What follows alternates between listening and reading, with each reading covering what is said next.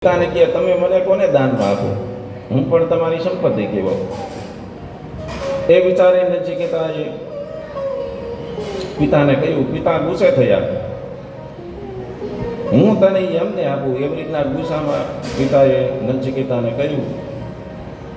પિતાના શબ્દો મનમાં એવા તે ઠસી ગયા કે યમરાજાના સ્થાન તરફ પ્રયાણ કરવા લાગ્યા.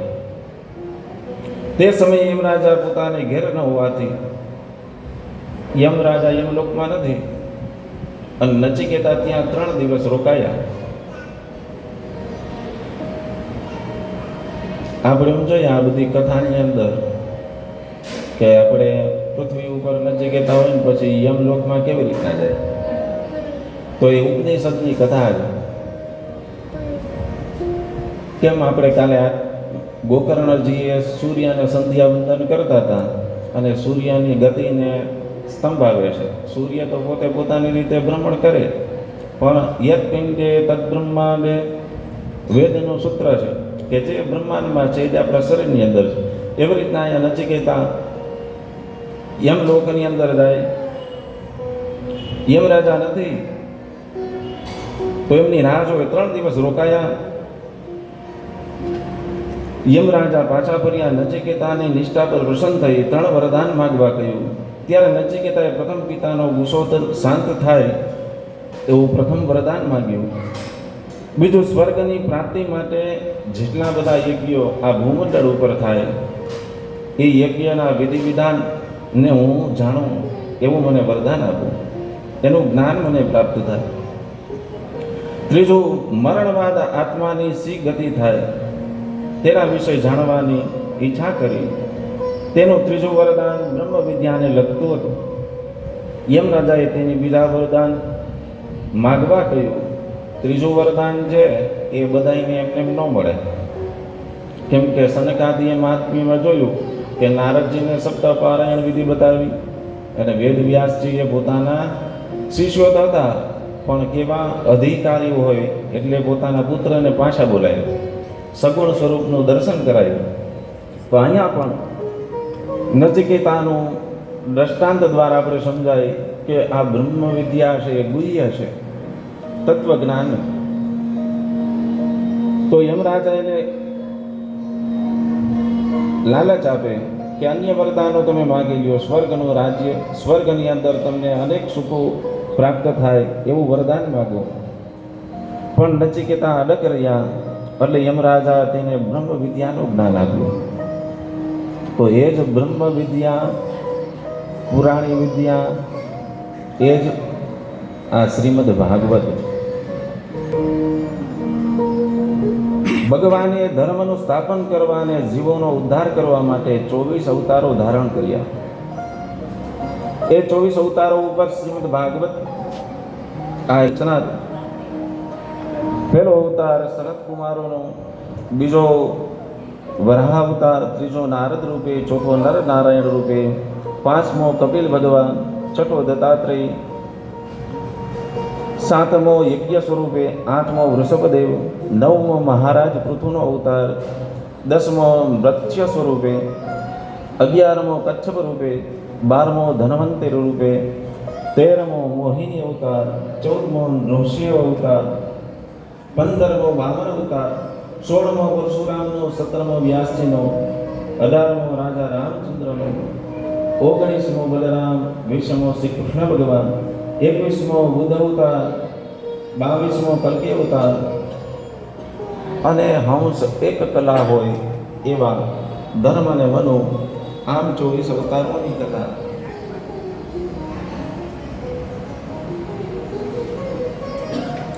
નારદજીએ 4 શ્લોકો આપ્યા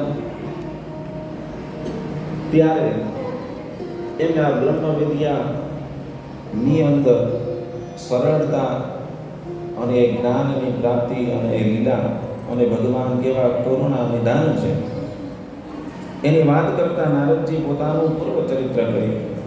પૂર્વજન્મમાં હું વેદ જાણનાર બ્રાહ્મણોની એક દાસીનો પુત્ર હતો. નાનપણમાં જ પિતાના મરણ બાદ મારી માતા દાસીનું કામ કરી મને ઉછેરતી હતી. મારા પુણ્યનો ઉદય થતાં અમારા ગામમાં એક સાધુ સંતોની મંડળી આવી ગામ લોકોએ તેમની સેવાને રાખ્યું. હું નાનો હોવા છતાં તેમની ખૂબ જ સેવા કરવા લાગ્યો. તેમની સેવાથી મારા અંદરના વિકારો નાશ પામ્યા. તેમના સત્સંગથી મને ભક્તિનો રંગ લાગ્યો. ગુરુએ મારું નામ હરિદાસ રાખ્યું. મારા ગુરુજીના ઇષ્ટદેવ બાલકૃષ્ણ હતા. તેથી કથામાં શ્રી કૃષ્ણની ઘણી બાળ લીલા સાંભળી મને કનૈયા પ્રતિ આકર્ષણ થયું. તેનાથી મારા રજોગુણ તમોગુણ નાશ પામી સત્વગુણની ભક્તિ પ્રાપ્ત થઈ. એક સમય મારી સેવાથી પ્રેરાય મારા ગુરુદેવ મને પોતાના જમવાની થાળીમાંથી થોડો પ્રસાદ આપ્યો. આ પ્રસાદથી મારા સર્વ દુઃખો દૂર થયા. આ યોગીઓ જ્યારે અમારા ગામથી બીજા ગામ જાય ત્યારે તેમણે સાક્ષાત ભગવાનને કહેલું એ ગુહ્યતમ જ્ઞાન કહ્યું. તેમણે મને વસુદેવ ગાયત્રીનો મહામંત્ર આપ્યો. મેં યોગીજનોએ આપેલા ઉપદેશનું સારી રીતે આચરણ કરી એ શ્રી હરિએ મને જ્ઞાન ઐશ્વર્ય અને ભક્તિ આપ્યું. હે મુનિ, તમે પણ ભગવાન શ્રી હરિનો યશ વર્ણવો કે જેથી તમારા મનને શાંતિ મળે. આવી રીતના નારદ અને વ્યાસજીનો સંવાદ ચાલુ છે. હું મારી માતાનો એકનો એક પુત્ર હોવાથી તેની પાસે રહ્યો. તેનો મારા સિવાય કોઈ આધાર નહોતો. હું માતાનો સ્નેહ ક્યારે વિરામ પામે તેની રાહ જોતો. એક દિવસ સાપના કરડવાથી માતાનું મૃત્યુ થયું અને હું મુક્ત થયો. એ ઘર બહાર છોડી ઉત્તર દિશા તરફ પ્રયાણ કર્યું. હું એક નિર્જન જંગલમાં ગયો. નજીકમાં વહેતા ઝરણાના પ્રથમ સ્નાન કરી પાણી પીધું. પીપળાના ઝાડ નીચે નારદજી તપ કરે.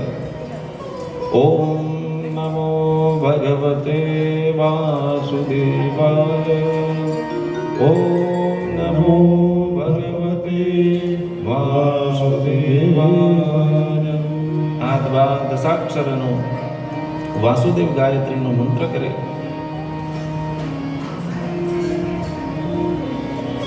એ કરવાથી ભગવાન તેને હૃદયસ્થ થોડી ઝાંખી કરાવે. તો નારદજીને એમ થાય, ધ્યાન અવસ્થાની અંદર મંત્ર જપતા હોય, થોડી ઝાંખી થાય ભગવાનની, એટલે આંખ ખોલે તો ભગવાનની ઝાંખી દૂર થઈ જાય, ભગવાન દૂર થઈ જાય. પુનઃ ભગવાનનો આ ગાયત્રી વાસુદેવ ગાયત્રીનો જપ કરે ત્યારે સમાધિ અવસ્થામાં એને ભગવાન કહે કે આ જન્મની અંદર તારે તપ કરવાનું અને આવતા આગલા જન્મની અંદર તને હું પ્રાપ્ત થાય. તો નારદજી 1000 યુગ બાદ ભગવાન યોગ નિંદ્રામાંથી જાગૃત થયા ત્યાં સુધી તપ કરે. બ્રહ્મદેવે આ જગત ફરીથી રચવાનો સંકલ્પ કરતા તેમની ઇન્દ્રિયોમાંથી હું અને મરીચી આદિ ઋષિઓ ઉત્પન્ન થયા. વિષ્ણુ ભગવાનની કૃપાથી ત્રણે લોકમાં સ્વેચ્છાથી વિહાર કરું અને ભગવાનની આપેલી વીણા વગાડી તેમની લીલાઓનું ગાન કરતો રહું. સમસ્ત જગતમાં ફરું છું. આમ વ્યાસજીના મનનું સમાધાન કરી નારદજી વીણા વગાડતા વગાડતા ત્યાંથી વિદાય લીધી.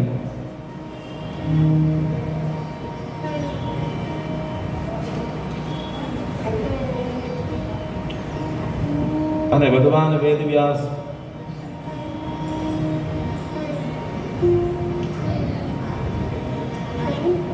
નો અસંતોષ હતો એ દૂર થયો.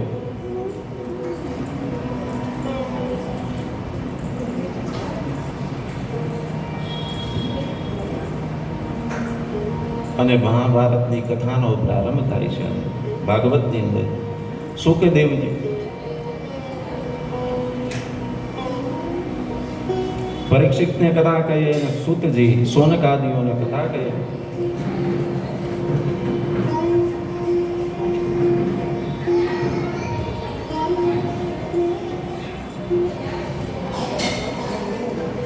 एवं निशम्य भगवान् देवर्षि जन्म कर्म च भूय प्रवचतं ब्रह्मन् व्याससत्यवती श्रुतः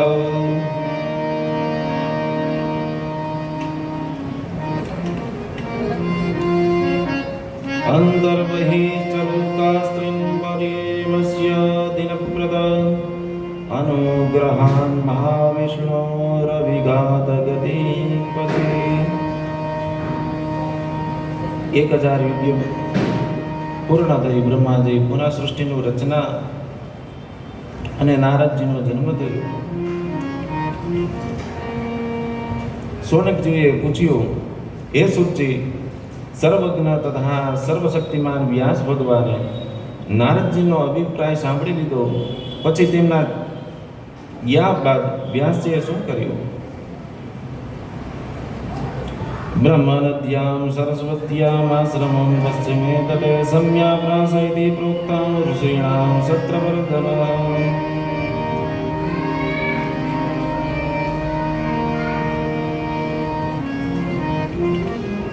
યદા હૃદે કૌરવસૃંદયાના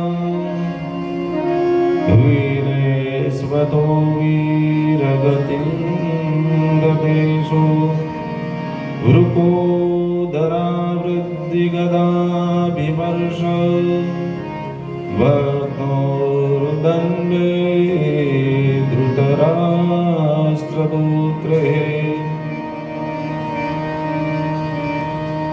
મહાભારતની કથાની અંદરથી જ અનેક કથાઓને ભગવાનનો લીલાઓનું વર્ણન બતાવ્યું છે. માટે શુદ્ધ શૌનકજીઓને કથા કહી. કુરુક્ષેત્રમાં જ્યારે ભીમસેનની ગદાથી દુર્યોધનથી સાથળો ભાંગી, ત્યારે રાજા દુર્યોધનને ખુશ કરવા માટે અસ્વસ્થમાં એ પાંડવોને મારી નાખવા નક્કી કર્યું, એવો સંકલ્પ કર્યો અને વચન આપે દુર્યોધનને.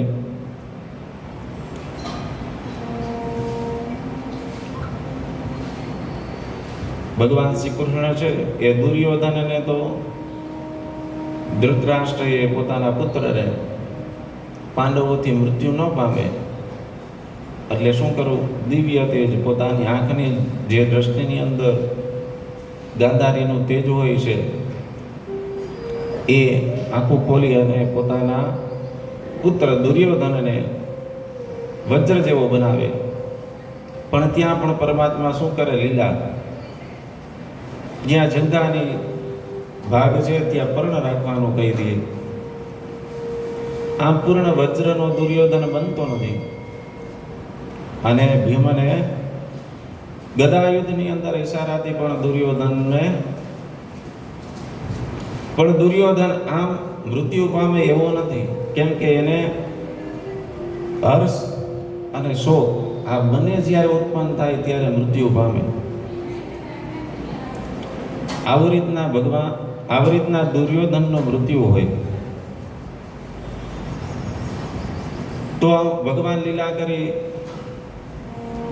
એમની બંને સાથળો ગદાયુદ્ધની અંદર આમ કુરુક્ષેત્રના મેદાનની અંદર દુર્યોધન પડ્યો હોય એને ખુશ કરવા માટે અસ્વસ્થતામાં પરમ મિત્ર વચન આપે કે હું આ પાંડવોને મારી એમના મસ્તકનું છેદન કરી અને તારી પાસે લઈ આવીશ. આમ ભૂમિનું મહત્વ હોય એ યુદ્ધ કરવા માટે ભગવાન શ્રી કૃષ્ણ બધાને ક્યાં લઈ જાય? તો કે કુરુક્ષેત્રના મેદાનની અંદર. તો ભૂમિનું મહત્વ હોય એટલે સાધુ ચાલતા બોલ્યા, એક જગ્યાએ સ્થિર ન રહી. તો કુરુક્ષેત્રના મેદાનમાંથી જ્યારે પાંડવોને હણવાનો જે સંકલ્પ પોતાના મિત્રને આપ્યો હોય એટલે કુરુક્ષેત્રનું મેદાન જેવું છોડે, એ ભૂમિ છોડી દે, ત્યારે વિચાર આવ્યો કે આ સંકલ્પ તો ખોટો દેવાઈ ગયો. પણ થોડું ખુલ્લું ખડક રહી અને રાત્રિના સમયે જ્યાં પાંડવોની સુવાની જગ્યા હોય છે ત્યાં પણ પરમાત્મા લીલા કરે. પાંડવોને આ યુદ્ધ જીત્યા છે એટલા માટે ભગવાન એને વિહાર કરવા માટે લઈ ગયા હોય અને પાંડવોની જગ્યાએ એના 5 પુત્રો સૂતા હોય. આમ અસ્વસ્થાએ સંકલ્પ આપ્યો, દુર્યોધને વચન આપ્યું અને રાત્રિના સમયે સૂતેલા પાંડવોના 5 બાળકોને ખડક દ્વારા છેદન કરે. છેદન કરીને અસ્વસ્થામાં તો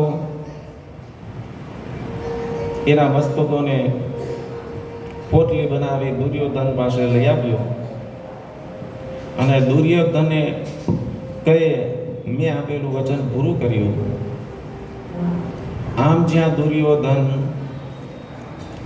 એ પોટલીને અડી અને દબાવે ત્યાં એ મસ્તકમાં છુદા બોલી જાય. તો દુર્યોધન કહે કે આ તો પાંડવોના મસ્તક નથી, તે ખોટું કાર્ય કર્યું. અને જ્યાં જોવે છે ત્યાં પાંડવોના 5 પુત્રો હોય.